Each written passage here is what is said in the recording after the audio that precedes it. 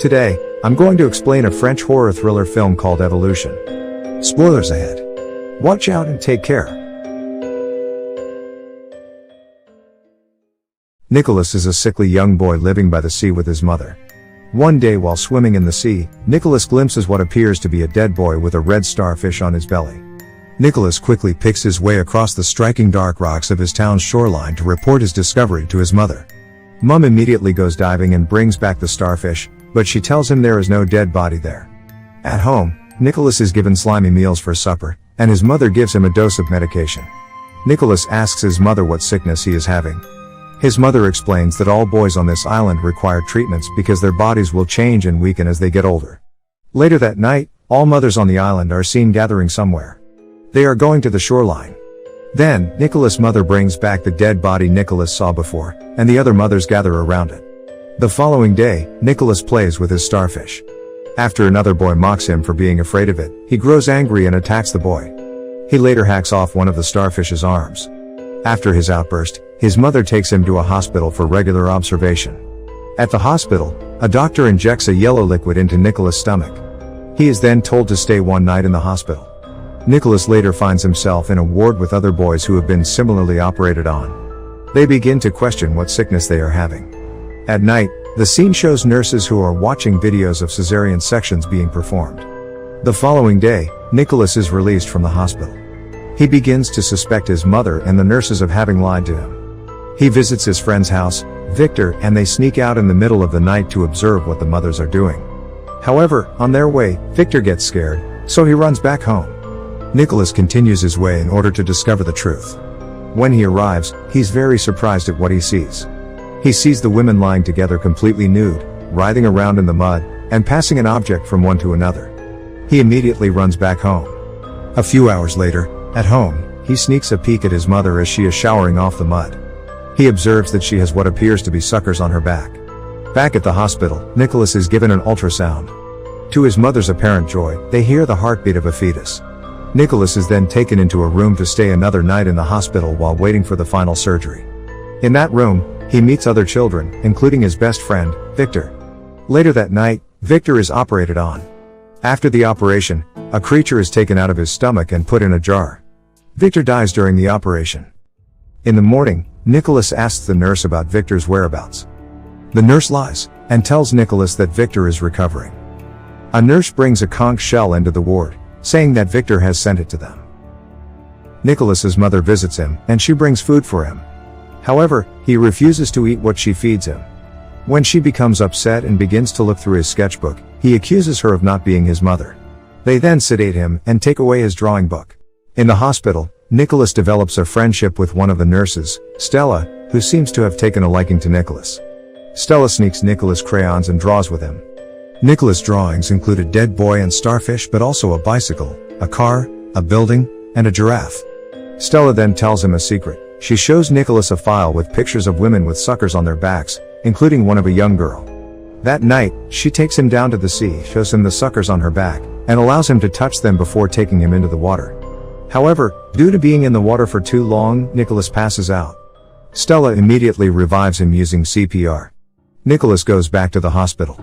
At night, he sneaks into another room, where he finds one of the boys. When Nicholas approaches, the boy lays Nicholas's hand on his own stomach, and he feels movement in the boy's body. After forcing Nicholas to press on his stomach, he begins to vomit. Nicholas runs away in fear and enters a different room. In that room, he sees one of the boys floating in a tank. Not long after, he is caught by a nurse, and he is taken for the final surgery. After the surgery, Nicholas awakens in a tank. He is in restraints and sees what appears to be two babies inside the tank with him. He is shocked to see this, and he faints. Nicholas wakes up and again finds himself by the sea with Stella. They again enter the water, but this time she presses her mouth to his as she swims with him, giving him air to breathe underwater. She pushes him to the surface, and the two end up in a small rowboat floating away from the island. After making sure Nicholas has a drink of fresh water, Stella slips back into the sea, presumably to go back to the island. Nicholas stays on the boat and, by nightfall, finds himself approaching the harbor of a major city. And that's the ending of the movie. Now, for the explanation. The story is happening in a place by the sea where we see a group of humanoids living their lives. This place, as you can see, is only young boys and female adults. No young girls or male adults. As shown later in the movie, the female adults have suckers on their backs, indicating that they are humanoid water-based life forms. They breathe underwater too. These humanoids are the result of the evolution of the starfish. The only way this species can reproduce is asexual, as there are no adult men.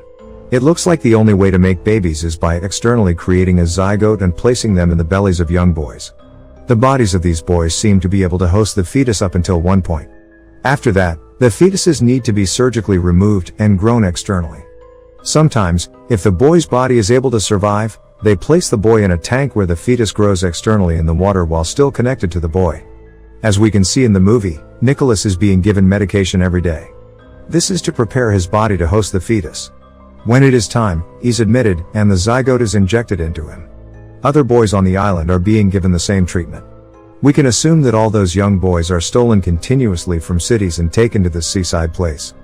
In the movie, we can see Nicholas draws not only a dead boy and starfishes, but also a bicycle, a car, a building, and a giraffe.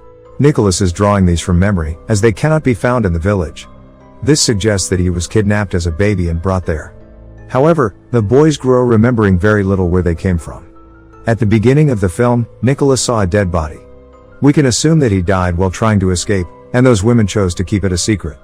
In the film, we also see the women lying together, writhing around in the mud, and passing an object from one to another. This is a kind of birth reproduction ritual. Having a baby among them drives those women into a maternal frenzy, and they produce zygotes, which is then gathered and injected into boys to impregnate them. In another scene, we're shown a glimpse of the humanoids watching a video of a cesarean operation. This is how they have been figuring how to cut the abdomens without hurting the fetuses. It appears that the humanoids usually get the cesarean cut wrong and end up killing the host kid. We can see this happens to Victor, who dies after the operation. However, sometimes they are able to cut just right and transfer the host into the incubation tank. This happens to Nicholas, who survives the operation. Once inside, the fetuses grow pretty quick and the host stays alive, perhaps to be implanted with another zygote afterward. At the end of the movie, Stella, who genuinely loves Nicholas, decides to save him from his misery. She then sneaks Nicholas out and takes him to a boat. This appears to be the way the humanoids travel and enter into human cities to abduct kids. As it becomes night, Nicholas sees that he's approaching the shore of a human city. We can assume that he will be rescued and unite with his original parents. And that's my explanation for the movie. Subscribe for more videos like this, turn on notifications, and leave a like to help the channel out. Thank you for